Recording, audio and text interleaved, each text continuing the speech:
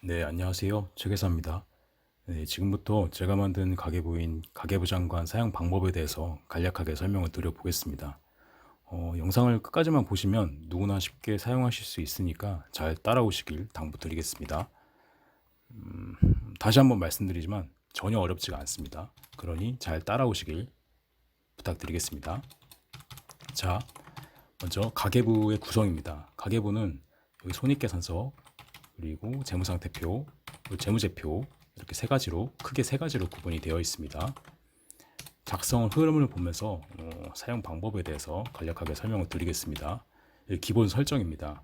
기본 설정에서는 해당 연도를 기입을 해주게 됩니다. 그리고 손익계산서 1월부터 12월까지 월별 손익계산서를 작성을 해줍니다. 그러면 PL이 손익계산서입니다. PL은 연도별 손익계산서가 1월부터 12월까지 작성된 시트를 자동적으로 물고 오게 됩니다. 그리고 BS, 월별 재무상태표를 작성을 해줍니다. 그렇게 되면 FS, 재무제표입니다. 월별 재무제표가 각각 PL과 BS를 물고 오게 됩니다. 자동적으로 작성이 되는 거예요. 자, 시트별 작성 방법입니다. 사용 방법, 해당 시트죠. 그리고 기본 설정. 자, 해당 연도를 입력하는 시트입니다. 1월부터 12월까지 손익계산서입니다. 여기 해당 시트 하단에 그 상세한 제가 작성 방법을 기재해 놨는데 뭐 간략하게 일단 말씀드리자면은 계정별 상세 내역을 입력을 하게 되면 손익계산서는 자동적으로 작성이 됩니다. 이거는 제가 1월 달을 예로 들어서 직접 작성을 해보면서 자세하게 설명을 드리도록 하겠습니다. 그 PL은 아까 말씀드렸듯이 여기 1월부터 12월까지 월별 손익계산서를 작성을 하시면 자동적으로 계산이 됩니다. 이 BS 이것도 마찬가지로 시트 하단에 상세한 이제 작성 방법을 기재를 해놨어요. 그래서 직접 입력을 해주셔야 되고요. 그리고 이제 마지막으로 FS 재무제표 이거는 여기 앞서 PL과 BS를 작성된 PL과 BS를 참조해서 자동적으로 계산하게 됩니다. 여기 보시게 되면은 시트가 여기 사용 방법과 기본 설정은 연두색으로 제가 색깔을 구분해 놨고요. 손익계산서 월별 손익계산서 1월부터 12월까지는 노란색, PL, BS, FS는 하늘색으로 표기를 해놨어요. 마찬가지로 녹색, 연두색, 노란색, 하늘색, 노란색, 죄송합니다. 연두색, 노란색, 하늘색 이렇게 구분 지어 놨으니까 각각 잘 따라오시면 되고요. 그러면 이제 기본 설정 시트로 넘어가서 설명드리도록 하겠습니다. 자, 여기서 해 주실 거라고는 이 해당 연도를 기입하는 것밖에 없어요. 지금 제가 2022년도를 기입을 해놨는데 2023년도로 바꿔볼게요. 2023년도로 바꿔주면은 여기 PL, BS, FS 시트가 해당 연도로 변동이 됩니다. 보실게요. 여기 2023년도 BS, 2023년도 FS, 2023년도로 변경이 되었습니다. 자, 다시 지금 2022년도니까 2022년도로 바꿔줄게요. 그리고 계정 분류 확인입니다. 자, 이거는 이제 손익계산서에 대한 계정인데요. 크게는 대분류로 이제 소득과 지출을 구분해 놨고요. 소득 같은 경우에는 이자, 배당, 임대, 사업, 근로, 연금, 기타, 양도, 퇴직 총 9가지로 분류를 해놨습니다. 지출 같은 경우에는 식사비부터 기타 비용까지 총 16개까지 항목으로 구분을 해놨고요. 자, 소득 같은 경우에는 소득세법을 제가 준용을 했어요. 그래서 9가지 항목으로 분류를 해놨고요. 여기에 대해서는 이제 이견이 없을 거라고 생각을 합니다. 자, 지출 같은 경우에는 제가 지출이 이제 경험상 지출이 빈번한 항목들을 고려해서 16가지 항목으로 분류를 해놨어요. 그래서 이거 제가 분류한 항목들을 준수를 해주셔야 됩니다. 수정은 불가능하고요. 수정이 이제 불가능한 이유는 아래에서 제가 다시 한번 설명을 드릴게요. 그리고 이제 지출 소분류를 좀 예시를 들어놨는데 식사비부터 기타 비용까지 어떤 예시들이 있는지 제가 기입을 해놨으니 이거에 따라서 잘 분류를 해주시면 됩니다. 자, 작성 유의사항입니다. 제가 말씀드렸듯이 뭐 어떤 분께서는 이제 계정 과목을 좀 더 세분화해달라라는 요구사항이 좀 있었어요. 하지만 계정 과목을 세분화할 경우에는 가계부 작성이 좀 번거롭고 조잡해질 수가 있습니다. 그래서 어쨌든 저희가 가계부를 작성하는 이유는 지속적으로 작성을 하고 자산 관리를 하기 위한 목적이잖아요. 따라서 작성이 간편해야 됩니다. 간편하려면은 계정 과목을 최소화할 필요성이 있고요. 이렇게 최소화할 경우에는 가독성 또한 높아집니다. 따라서 그 월별 소득과 지출 항목들이 이제 계정 과목을 간소화하면은 작성도 용이해질 뿐더러 계정 과목이 일관되게 유지가 되기 때문에 비교 가능성 또한 높아지게 됩니다. 이거는 이제 매월 작성해 보시면 느끼실 거예요. 이건 제가 그래서 9가지 항목, 16가지 항목을 준수해 달라라고 말씀을 드리는 거고요. 그래서 제가 분류한 기준대로 따라오셔야 합니다. 자, 다음은 월별 손익계산서 항목으로 넘어가겠습니다. 자, 1월달을 예시를 들어서 작성을 한번 해볼게요. 이 월별 손익계산서는 어떻게 구성이 되어 있냐면 1번이 이제 손익계산서입니다. 여기는 이제 자동계산 이렇게 표기가 되어 있는데요. 여기 성격별 분류부터 귀속별 분류, 여기 고정변동 분류 3번까지요. 이게 다 자동적으로 계산이 됩니다. 그래서 자동 계산 이렇게 표기를 해놨고요. 2번 항목을 보시면 계정별 상세 내역, 여기는 직접 입력, 작성 방법 맨 하단 이렇게 표기를 해놨죠. 여기 해당 시트에서는 궁극적으로 여기 이제 2번 계정별 상세 내역을 작성만 해주시면 여기 1번은 이제 자동적으로 계산이 된다라는 말씀드리고요. 자, 볼게요. 여기를 채워주셔야 돼요. 여기를 채워주시면 여기 1번이 자동적으로 작성이 됩니다. 제가 여기에도 표기했듯이 자세한 이제 작성 방법은 여기 하단에 이렇게 명시를 해놨어요. 근데 이거 보지 않고 제가 일단 하나하나 좀 작성하면서 이해하시기 쉽게 설명을 드려보겠습니다. 자, 일자를 기입해 보겠습니다. 1월달이니까 뭐 1월 25일을 기입을 해볼게요. 귀속을 분류해 줘야 됩니다. 제가 기본적으로 결혼한 가정을 기준으로 해서 세팅을 해놨어요. 그래서 남편, 아내, 공통 이렇게 분류를 해놨고요. 귀속 일단 남편으로 해볼게요. 대분류 남편 뭘로 해볼까요? 소득을 해볼게요. 소분류 뭘로 해볼까요? 근로소득이 있다고 해볼게요. 소득 이거는 이제 아까 분류했던 대로 9가지 항목 중에 선택을 해주시면 됩니다. 그리고 고정 변동이죠. 근로소득은 이 근로소득이 있다는 거는 어디 이제 사업체에 귀속이 되어 있다는 의미니까 고정적으로 발생하는 소득이겠죠. 고종을 선택해 줍니다. 그리고 차변, 지출, 대변, 소득 이렇게 표기가 되어 있죠. 차별은 이제 I열, 대변은 J열로 이렇게 해놨는데 대변은 오른쪽, 차변은 왼쪽 이렇게 생각하셔도 무방할 것 같아요. 그래서 소득이니까 여기 이제 소득이죠. 대분류가 소득이죠. 그래서 오른쪽에 대변 J열에 기입을 해줍니다. 소득, 근로소득 1,000만 원. 저교는 이제 뭐 이거는 나만 알아볼 수 있게 적으시면 됩니다. 뭐 간단하게 적어볼게요. 뭐 1월 급여 수령 이렇게 해보겠습니다. 그리고 다음 하나 더 입력해볼게요.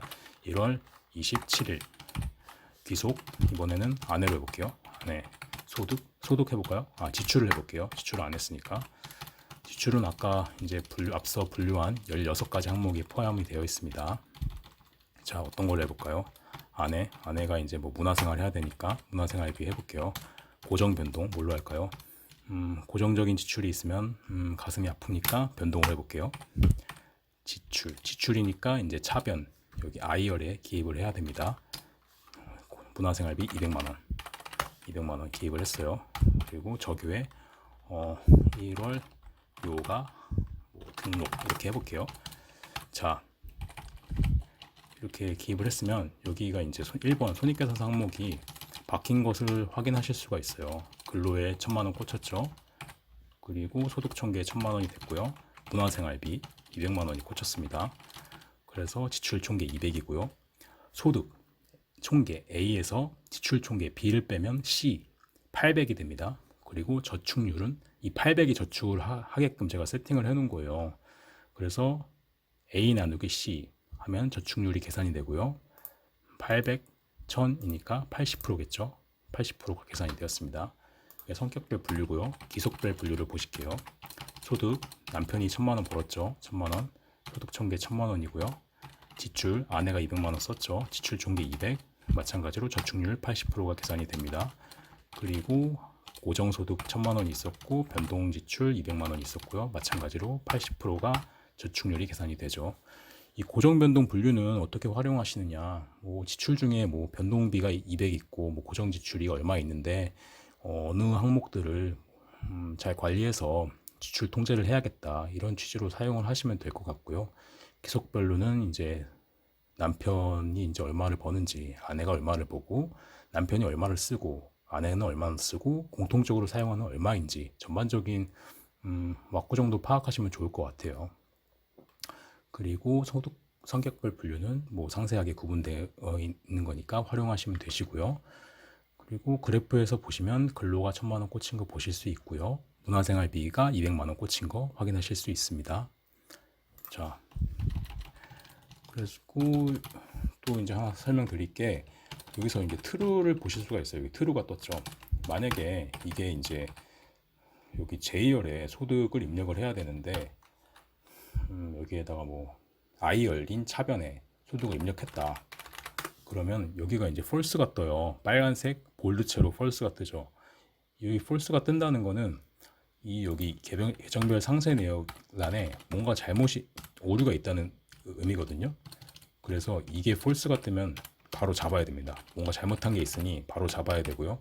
이거 같은 경우는 차변에 잘못 기입했으니까 이거를 제외시켜주면 당연히 여기 true가 뜨니까 올바로 이제 수정이 된 거고요. 만약에 마찬가지로 이건 지출이 이제 차변 I열에 기입을 해야 되는데 J열에 만약에 기입을 했다. 그럼 여기 false가 떴죠. 그래서 이거를 없애주면 다시 true가 뜹니다. 궁극적으로 이제 여기 true가 뜨게끔 작성을 하셔야 올바르게 작성을 하신 겁니다. 이 점 참고 부탁드리고요. 자, 1월달 입력했습니다. 2월달부터 12월까지 동일하게 작성을 해주시면 됩니다. 그러면 이게 1월부터 12월까지 여기 작성을 한 게 자동적으로 물고 갑니다.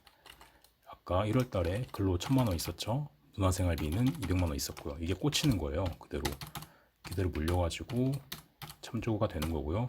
마찬가지로 여기 true가 떴다는 거는 오류가 없다는 의미고요. false가 뜨면 뭔가 잘못이 있으니 확인을 하셔야 됩니다. 오류를 잡으셔야 돼요. 그리고 이거는 이제 연도별 손익계산서를 한눈에 볼 수 있게끔 제가 나타낸 거고요. 그리고 아래를 보시면 제가 뭐 그래프로 소득 계정, 지출 계정을 해서 월별로 각 계정별로 어느 정도 변동폭이 있는지 그래프로 좀 표현을 해놨어요. 배당 뭐 근로를 한번 봐볼게요. 아까 근로 1월달에 1,000만 원 있었죠. 근로를 해주면 1월달에 1,000만 원 여기가 표기되는 거고요. 2월달부터 12월까지 고정적으로 2,000만 원인데 이 월별로 변동이 어느 정도 수준인지 한눈에 알아볼 수 있게끔 그래프로 표현한 거고요. 사업해볼까요? 1,500씩 꽂히는 걸 확인할 수 있습니다. 지출 계정이 있고요. 마찬가지로 아까 말씀드렸듯이 아까 했던 것이 이제 문화생활비 1월달에 200만 원 썼고 2월부터 12월까지는 아까 입력을 안 해서 공란이고요. 다른 거 한번 해볼까요? 차량 유지비 해볼까요? 차량 유지비 이렇게 2월부터 12월까지 변동되는 것을 확인하실 수 있습니다. 자, 이 그래프는 이제 추세 정도 파악하는 정도로 활용하시면 좋을 거고요. 이거는 자동 계산되는 시트입니다. 다음은 이제 BS 시트로 넘어갈게요. 이 BS 시트는 직접 입력하는 시트예요. 제가 설명을 드릴게요. 일단 자산, BS는 이제 재무상태표라고도 하는데 자산과 부채와 순자산을 나타내는 재무제표입니다. 자산은 유동자산과 비유동자산의 합으로 나타내고요. 자산 총계가 이제 유동자산, 비유동자산의 합계고요. 부채도 부채 총계가 여기 비유동과 유동부채의 합계고요. 그쵸? 자, 그러면은 각각의 설명 드려볼게요. 유동자산, 비유동자산, 자산이 이렇게 두 가지 항목으로 구분되었고요. 각각이 세분화되어 있습니다. 부채도 마찬가지로 유동부채, 비유동부채로 구분을 해놨고요. 각각은 아래와 같이 예시로 일부 계정 과목을 표기를 해놨습니다. 여기 작성 방법이 표기가 되어 있는데 유동과 비유동이 뭐냐? 이거는 제가 이거를 보면서 말씀을 드릴게요. 유동이라는 거는 자산으로 치면은 1년 이내에 현금화 할 수 있는 것을 얘기하고요. 비유동 같은 경우에는 1년을 초과하는, 즉 1년 이내에 현금화할 수 없는 자산을 입력을 합니다. 마찬가지로 부채의 경우에도 유동 같은 경우에는 부채가 이제 지급할 돈이 있다라는 거잖아요. 유동 같은 경우는 1년 이내에 지급해야 할 돈이라고 생각하시면 되고요. 비유동이라는 거는 1년 이내에 지급 의무가 없는 부채들을 의미합니다. 그래서 각각에 맞게 계정 과목에 맞게 기입을 해주면 되고요. 이 계정 과목은 재무상태표 같은 경우는 각 가정마다 좀 일부 항목들이 상이할 거예요. 그래서 제가 이거는 이제 계정 과목을 픽스 시키지 않았으니 각 가정에 맞게 변동하셔서 잘 활용하시면 되고요. 만약에 여기 칸이 부족하다 싶으면은 여기 행을 이렇게 추가하셔서 사용하시면 됩니다. 마찬가지로 여기도 행을 이렇게 추가해서 사용하시면 되고요. 여기도 마찬가지죠. 그리고 열은 어차피 1월부터 12월까지이기 때문에 따로 열을 추가할 필요는 없겠죠. 자, 여기까지가 이제 재무 상태표에 대한 설명이 들었고요. 직접 입력하는 시트예요. 다음은 FS입니다. FS는 자동 계산되는 시트예요. 앞서 이제 PL, 여기 하늘색 PL, BS, 하늘색 BS를 각각 불러오는 시트예요. 자동적으로 계산되는 시트고요. PL에서는 소득, 지출, 소득 마이너스 지출, 저축률을 불러오고요. 각각을. 그리고 BS는 자산, 부채, 순자산, 순자산 비율을 각각 불러옵니다. 그래서 연도의 이제 총괄적인 항목들을 볼 수 있는 시트예요. PL과 BS를요. 재무제표라는 게 손익계산서와 재무상태표를 아우르는 그런 것들을 얘기하거든요. 그래서 재무제표 PL, BS가 포함되어 있는 재무제표입니다. 그리고 그래프는 이제 PL과 BS로 구분을 해놨는데요. 이것도 월별로 노란색은 소득, 그 다음에 연두색은 지출, 그리고 주황색 이 꺾은 선형 그래프가 저축률을 의미하고요. 그리고 BS 같은 경우엔 파란색이 자산, 그리고 하늘색이 순자산, 그리고 마찬가지로 오렌지색이 이제 순자산 비율 꺾은 선형 그래프로 표기를 해놨습니다. 자, 여기까지가 제가 만든 가계부인 가계부장관 작성 방법에 대해서 간략하게 설명을 드린 거고요. 이 정도까지만 작성하셔도 자산을 관리하는데 전혀 부족함이 없을 거라고 생각을 해요. 과하면 과하지 부족하지는 않다고 생각을 합니다. 자, 그러니 아무쪼록 제가 만든 가계부장관을 좀 잘 활용하셔서 여러분들의 이제 경제적 목표를 이루실 수 있기를 간절히 바라겠습니다. 그럼 이만 영상을 마무리 짓기로 하고요. 시청해 주셔서 감사합니다.